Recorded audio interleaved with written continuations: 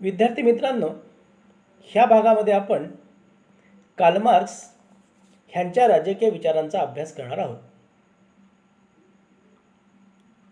सुरुवातीला आपण कार्ल मार्क्सच्या जीवनचरित्राबद्दल एक संक्षिप्त आढावा घेऊ. 1818 मध्ये प्रशियाच्या राहिनलँड प्रांतातील ट्राइनलँड गावात कार्ल मार्क्स यांचा जन्म झाला. कार्ल मार्क्स यांचे वडील पेशाने वकील होते आणि कार्ल मार्क्स यांच्या वयाच्या 6व्या वर्षी कार्ल मार्क्स यांच्या कुटुंबियांनी ख्रिश्चन धर्माचा स्वीकार केला. माध्यमिक शिक्षण घेताना कार्ल मार्क्स यांच्यावर उदार स्वातंत्र्यवादी विचारांचे संस्कार झाले. कार्ल मार्क्स यांनी बर्लिन विद्यापीठामध्ये विधिशास्त्र आणि तत्त्वज्ञान ह्या विषयाचा अभ्यास केला आणि ते ज्यावेळेस बर्लिन येथे होते त्यावेळेस त्यांचा हेगेलवादी तरुणांचा सहवास लाभला आणि त्या काळामध्ये कार्ल मार्क्स हे एक कडवे अनिश्वरवादी नास्तिक म्हणून बर्लिनमध्ये नावारूपाला आले. ह्याच काळामध्ये लुडविग फार्बाख ह्यांचा भौतिकवाद आणि हेगेल यांचे विरोधी विकासवादी तत्त्वज्ञान या दोन विचारांचा समन्वय साधण्याचा प्रयत्न कार्ल मार्क्स यांनी केला.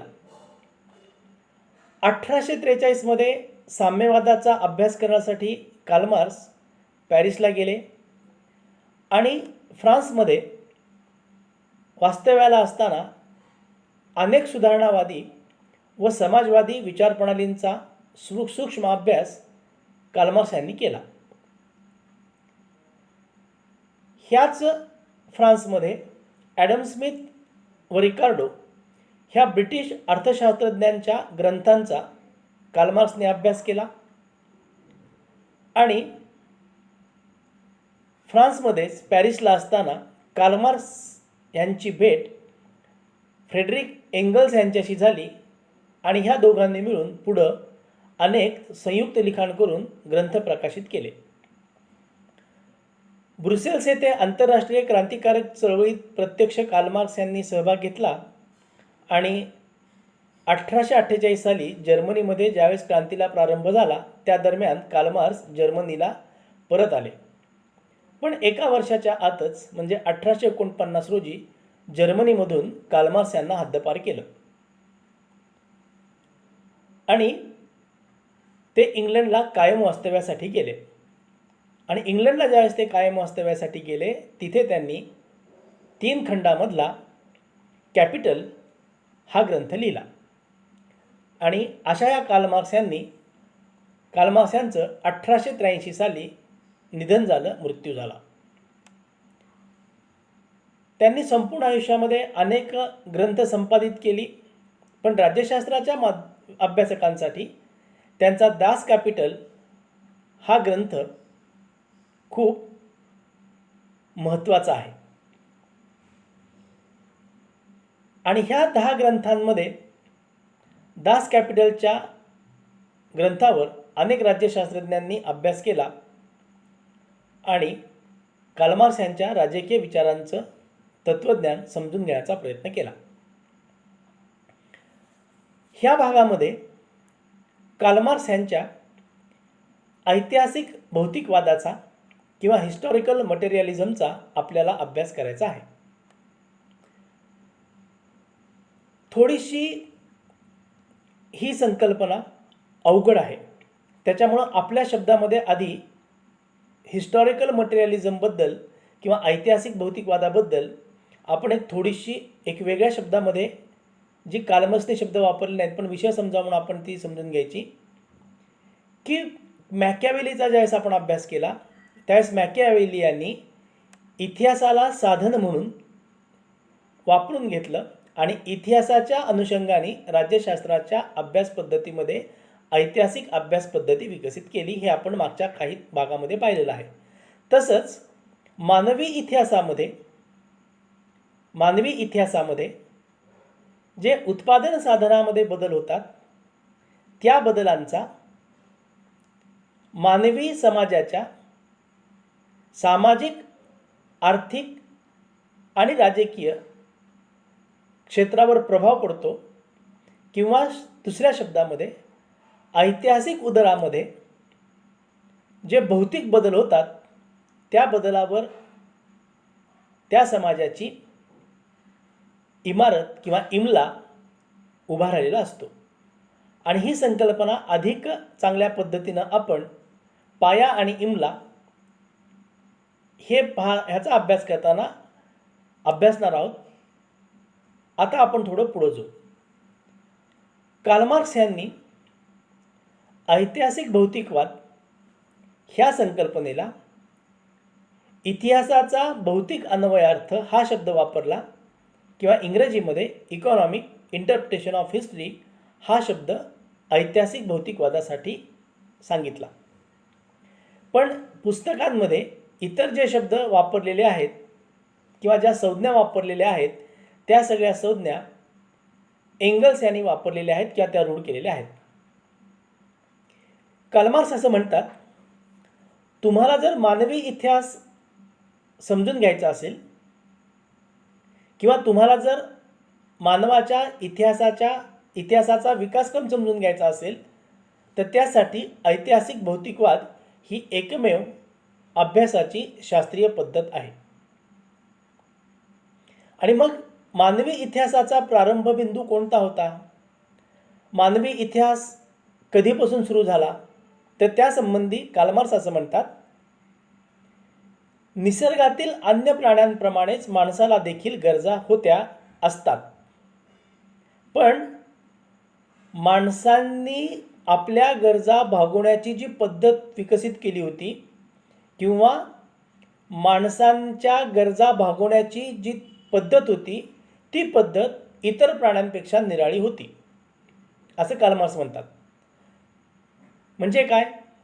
माणूस निसर्गातील उपलब्ध वस्तूंवर कधीच समाधान मानत नव्हता, म्हणजे तो असमाधानी होता. कशावर? निसर्गातील उपलब्ध वस्तूंवर तो असमाधानी होता, पण प्राणी मात्र समाधानी होते. आणि मग अशा ह्या असमाधानी माणसांनी श्रमाच्या माध्यमातून अधिक प्रमाणात नव्या वस्तूंची निर्मिती करायला सुरुवात केली.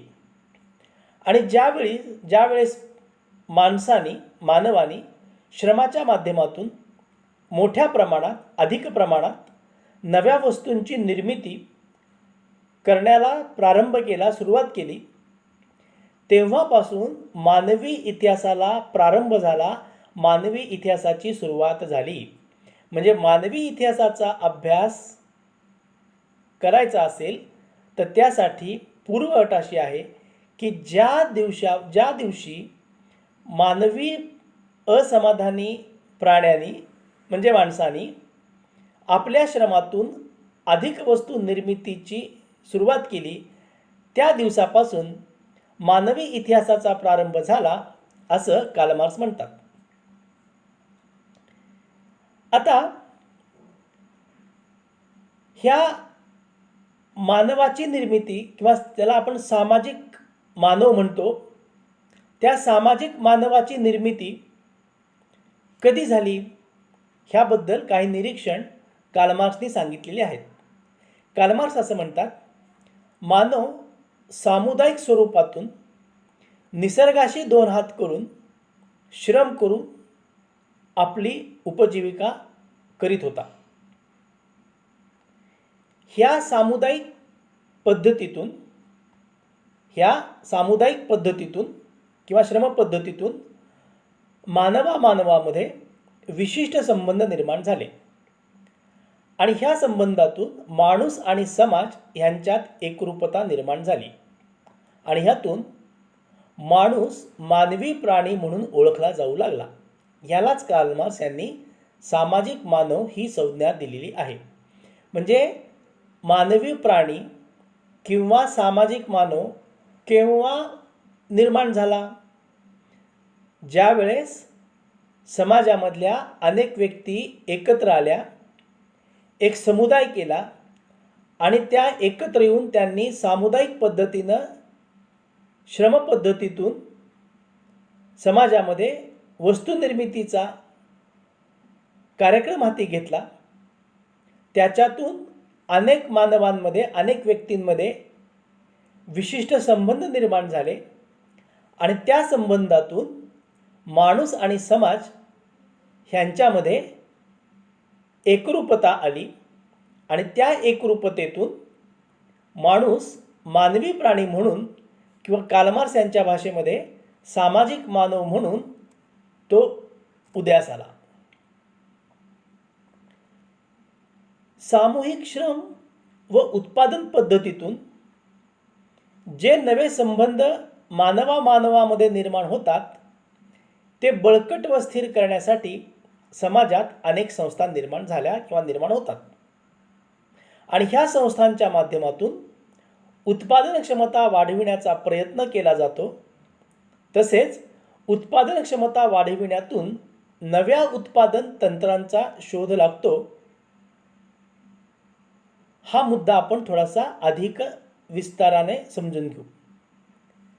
म्हणजे माणूस सुटी माणसं एकत्र आली, त्यांचा समूह बनला, ते सामूहिक प्रयत्नातून श्रम करू लागले, नवीन उत्पादनाच्या पद्धती शोधून काढल्या आणि सामूहिक श्रमातून आणि नवीन उत्पादन पद्धतीच्या शोधातून एक नवीन संबंध माणसामध्ये निर्माण झाले आणि हे संबंध बळकट करण्यासाठी समाजामध्ये काही संस्था निर्माण झाल्या आणि ह्या संस्था किंवा ह्या संस्थांच्या माध्यमातून अधिकाधिक उत्पादन क्षमता वाढवण्याचा प्रयत्न केला गेला. हे आपण पुढच्या भागामध्ये, पुढच्या टप्प्यामध्ये बघणार आहोत. पण उदाहरण म्हणून मी सांगतो की अतिप्राचीन काळामध्ये माणूस निसर्गामध्ये शांत पद्धतीनं साम्यवादी व्यवस्थेमध्ये आहेरे आणि नाहिरे असे वर्ग नसताना जगत होता. पण प्राचीन अवस्थेनंतर जी सरंजामशाही व्यवस्था आली त्याच्यामध्ये मात्र जमीनदार, गुलाम हा वर्ग तयार झाला. राज्य नावाची संस्था निर्माण झाली. शेतीमध्ये विकास झाला, व्यापाराचा विकास झाला आणि सरंजामशाही पद्धतीतून ज्यावेळेस मानवी समाजाने भांडवली व्यवस्थेमध्ये प्रवेश केला त्यावेळेस ह्या सर्व जमीनदारांनी, जहागीरदारांनी वाफेवर चालणाऱ्या उद्योगामध्ये आपला पैसा, आपलं उत्पन्न, आपलं भांडवल गुंतवलं आणि हळूहळू यंत्रावर अनेक वस्तूंची निर्मिती झाली आणि 21व्या शतकामध्ये आता औद्योगिक क्रांतीनंतरच्या टप्प्यामध्ये म्हणजे विशेषतः 21व्या शतकामध्ये उदारीकरण, जागतिकीकरण, खाजगीकरण किंवा LPG ज्याला आपण म्हणतो, लिबरलायझेशन, प्रायव्हेटायझेशन, ग्लोबलायझेशन किंवा खाऊजा मराठीमध्ये म्हणतो, खाजगीकरण, उदारीकरण आणि जागतिकीकरण ह्याच्या माध्यमातून आता आपला प्रवास हा निसर्गावस्थेतल्या साम्यवादापासून नॅनो टेक्नॉलॉजीच्या माध्यमातून एक जागतिक अर्थव्यवस्थेकडे झालेला आहे. म्हणजे काय, हा सगळा सामूहिक प्रयत्न होता. कुणाचा? माणसांचा, मानवांचा. आणि त्यांनी काय केलं, ह्या सामूहिक श्रमाच्या पद्धतीतून उत्पादनाच्या अधिकाधिक नवीन पद्धती शोधून काढल्या आणि त्याच्यातून ज्या संस्था निर्माण झाल्या त्या संस्था म्हणजे त्यापैकी एक महत्त्वाची संस्था म्हणजे राज्यसंस्था होय. हा इथं आपण थोडासा सखोल विचार ह्या मुद्द्याचा केला. आता मग कार्ल मार्क्स असं म्हणतात, तुम्हाला जर मानवी समाजाचा अभ्यास करायचा असेल तर तो कसा करायचा? तर कार्ल मार्क्स असं म्हणतात, समाज जीवनाचा अभ्यास करावायचा असेल तर मानवी जीवनाच्या त्या कालखंडातील उत्पादन तंत्राचा व अवजारांचा अभ्यास करावा लागतो. अन्यथा समाजातील ताणतणाव वाढत जातात. म्हणजे तुम्हाला मानवी इतिहासाचा अभ्यास भौतिकवादी घटकातून, मटेरियलिस्टिक दृष्टिकोनातून, ॲप्रोचमधून मानवी इतिहासाचा त्या त्या कालखंडातील उत्पादन तंत्रज्ञानाचा व अवजारांचा अभ्यास करूनच करावा लागतो. म्हणजे इतिहासाचा आणि भौतिक घटकाचा संदर्भ, संबंध, आंतरसंबंध लक्षात घेऊन मानवी समाजाचा अभ्यास केला पाहिजे, अशा पद्धतीचा एक नवीन ऐतिहासिक भौतिकवादी दृष्टिकोन हा कार्ल मार्क्सने विकसित केला. पुन्हा मी मुद्दा रिपीट करतो. मॅकियावेली यांनी ऐतिहासिक पद्धती विकसित केली राज्यशास्त्रामध्ये आणि त्यांनी इतिहासाचं साधन म्हणून प्राचीन ग्रीक आणि रोमन साम्राज्यातल्या इतिहासांमध्ये घडलेल्या घटनांचा अभ्यास केला. पण कार्ल मार्क्स असं म्हणतात, इतिहासाचा जर तुम्हाला अभ्यास करायचा असेल, मानवी इतिहासाचा जर अभ्यास करायचा असेल, तर तुम्हाला त्या मानवी इतिहासातील त्या त्या कालखंडातील उत्पादन तंत्रांचा व अवजारांचा अभ्यास करूनच समाजाचा अभ्यास केला पाहिजे.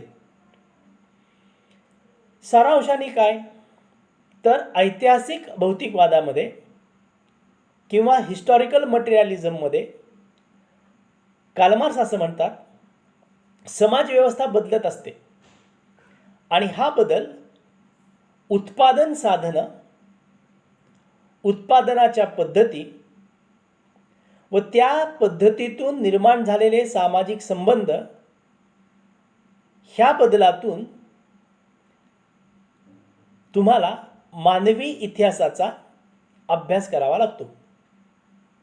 म्हणजे तुम्हाला मानवी इतिहासाचा जर अभ्यास करायचा असेल तर त्या त्या टप्प्यामधील, पुन्हा मी ते वाक्य रिपीट करतोय, तुम्हाला जर मानवी इतिहासाचा अभ्यास करायचा असेल तर तुम्हाला त्या त्या टप्प्यातील उत्पादन साधनं कोणती होती, उत्पादनाच्या पद्धती कोणत्या होत्या आणि त्या उत्पादनाच्या पद्धतीतून जे मानवामध्ये जे सामाजिक संबंध तयार झाले होते, त्या सामाजिक संबंधांचा अभ्यास करावा लागतो. म्हणजेच काय, कार्ल मार्क्सला हे स्पष्ट सुचवायचं होतं की इतिहास जो घडतो व बदलतो तो फक्त आणि फक्त आर्थिक घटकामुळं, भौतिक कारणामुळं, मटेरियलिझममुळं, म्हणजे इतिहासामधला बदल हा केवळ आणि केवळ भौतिक घटकांमुळं होतो. आजूबाजूच्या परिस्थितीमुळे, वस्तूंच्या उत्पादनाची व विनिमयाची साधने व पद्धती बदलल्यामुळे होतो. पण इतिहासामधला बदल ही काही परमेश्वराची योजना नाही किंवा महान व्यक्तींचं कर्तृत्व नाही, तर इतिहासामधला बदल, इतिहास घडवला जातो किंवा इतिहास बदलला जातो तो एक आणि एकाच कारणामुळे, आणि ते कारण म्हणजे मानवी इतिहासातील वेगवेगळ्या टप्प्यातील भौतिक घटकांमुळं, उत्पादनामधल्या संबंधांमुळं मानवी इतिहास घडत असतो, बदलत असतो.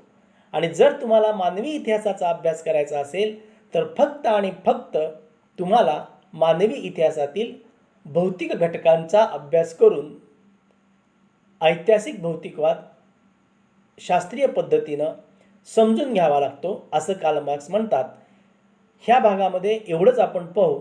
दुसऱ्या भागामध्ये आपण ऐतिहासिक भौतिकवादाचे 4 किंवा 5 टप्पे जे आहेत त्याचा आपण सविस्तर अभ्यास करणार आहोत. तोपर्यंत आपण इथेच थांबू. धन्यवाद.